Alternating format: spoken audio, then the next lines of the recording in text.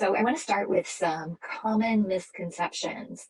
And this is something that we hear from all of our clients at some point, and we hear it usually not in these very specific ways, but in general, these are kinds of the themes that people should be thinking about as you think about marketing.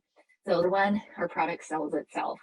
Founders are notoriously centered and close to what they're building, and rightfully so, invested a lot of time and effort and research and all of the pieces that go into that.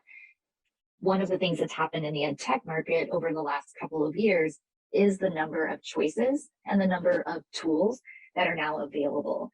So where before a very unique product that served a very specific problem in classrooms, educators were really excited to try new things, and you had your early adopters. At this point in the ed tech market, it's become more crowded. So your product may be unique and may solve a very unique problem, but the brand awareness that you need has increased for sure over the last couple of years. The other point that we come across often is that someone has the right answer. So we'll talk to a prospect or a client who maybe spoke with someone from an agency who maybe they're not in education or ed tech, which is certainly its own animal. And they'll say, we talked to this person and they said, we can run Facebook ads, for example, and get $5 conversions or get you 100 meetings, in a few weeks. My radar always goes up because the right answer is very, very unique to every type of product. So some products, your buyers are different. Sometimes it's cyclical. Sometimes it has to do with curriculum.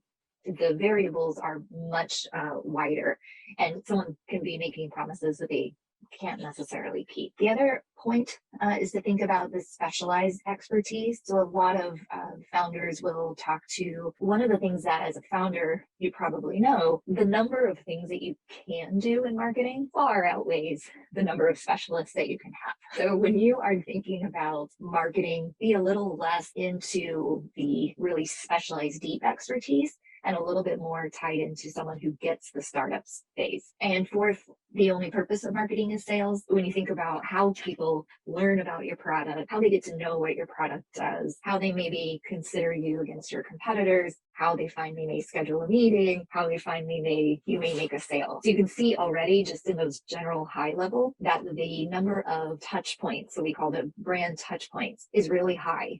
And back to the product selling itself, it's really crucial to think about all of those brand touch points. We have done different kinds of research and read different research, and it shows about on average consumers need 7 or 8 brand touch points before they make a purchase. So that's that can be for larger brands, but it's because that market is becoming in education, there's lots of competition for those eyeballs and those dollars. It really is important to think about hitting all aspects of the marketing, what we call funnel.